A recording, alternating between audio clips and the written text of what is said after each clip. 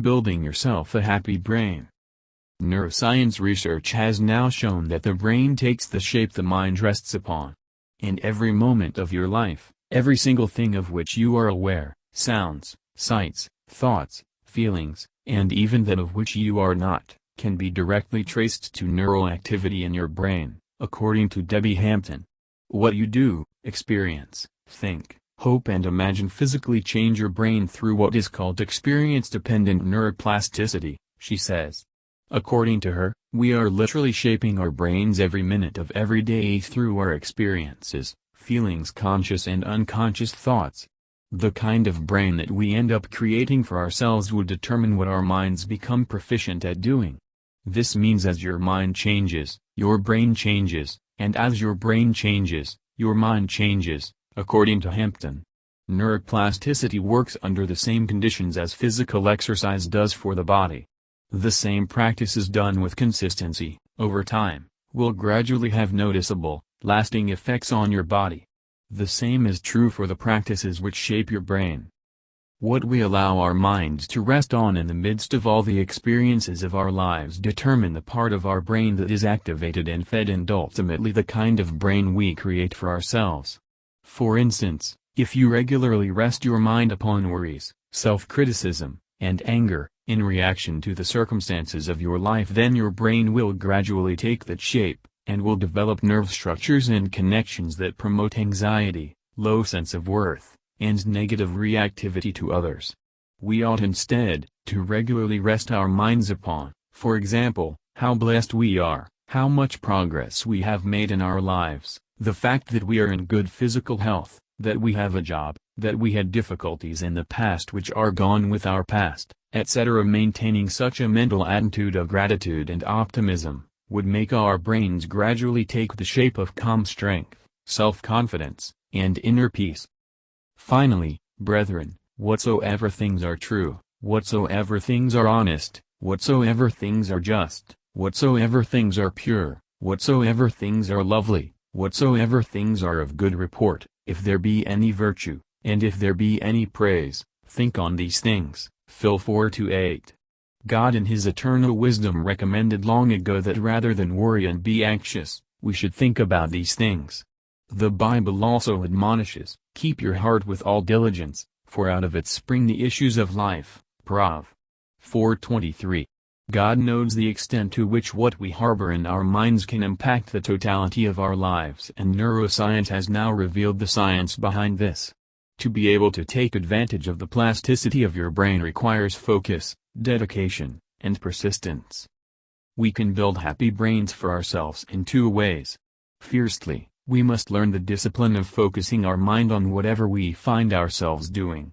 Secondly, we must store up useful thoughts as replacement when we need to expel unhelpful thoughts from our minds. Harvard researchers, in a study of over 2,200 people, the researchers found that people tended to be happier according to the degree of attention they were bringing to what they were doing. Our ability to concentrate our whole being and attention on whatever it is we are engaged in is the determining factor for whether we are happy or not.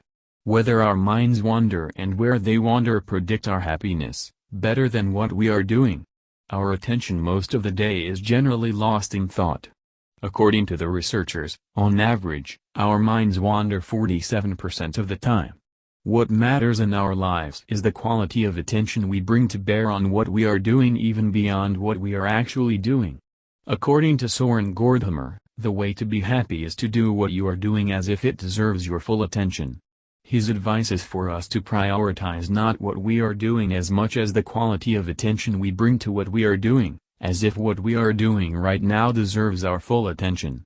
Such an attitude is implied in Apostle Paul's admonition, whatever you do, work at it with all your heart, as working for the Lord, not for human masters, Colossians 3:23, and Solomon's in Ecclesiastes 9:10a, whatever your hand finds to do, do it with your might.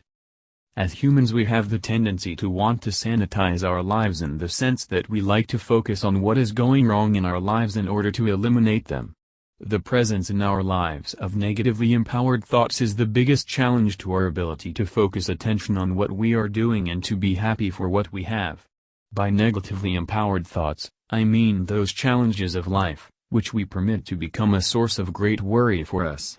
Until we deal with them or they go away, they retain the ability to intrude on our thinking uninvited. Unfortunately, many of our modern-day challenges do not go away. Due to the fact that we empower them by allowing them to distress us greatly, these thoughts enter our minds against our will and we are unable to get them out of our minds. They destroy our happiness. Even when we find ourselves within a very fascinating environment, like on a beautiful beach, our minds keep drifting back to these thoughts that make us unhappy, and the end result is that although our body may be in a pleasant place, we find ourselves unhappy. Our brains have become experts at detecting what is wrong in our lives while we neglect the part of our brains responsible for focusing on what is going right in our lives. We all have faced serious difficulties in our past, but the truth is that today they are no more, either because they were sorted out or we got used to them. In spite of the fact that oftentimes our problems come and go, we keep reacting to them in the same negative ways simply because our brains have been shaped to worry through repeated practice. If we can learn from our past that problems seldom stay, and quit the normal tendency to worry about them and count our blessings, then we can gradually give the brain a chance to grow into a happy one. In order to be happy, we need to be able to grow the part of our brain responsible for focusing on what is going right for us by repeatedly focusing on them to the neglect of what is wrong. Gradually the parts of our brains for unhappiness would lose strength. Without being grateful for what we have going well in our lives, it is difficult to see anything good with our lives. It is easy to take many of the good things in our lives for granted and therefore not see them as blessings. We need to learn to count our blessings before we can be happy people.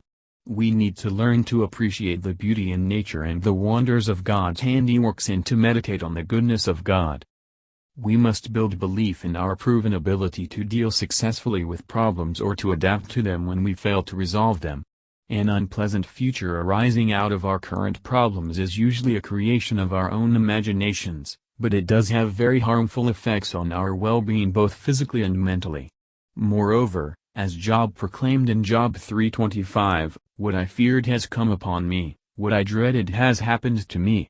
The greater our fear of an unpleasant situation arising for us in the future, the more likely it is to happen. Let us quit creating a future of pain and misery for ourselves using our own imaginations. Let us learn from the birds of the air. Look at the birds of the air, they do not sow or reap or store away in barns, and yet your heavenly Father feeds them. Are you not much more valuable than they? Matthew 6:26. They meet each day chirping away happily to the glory of God. You cannot keep sowing worry and reap a life of happiness. Don't worry, be happy. E.S.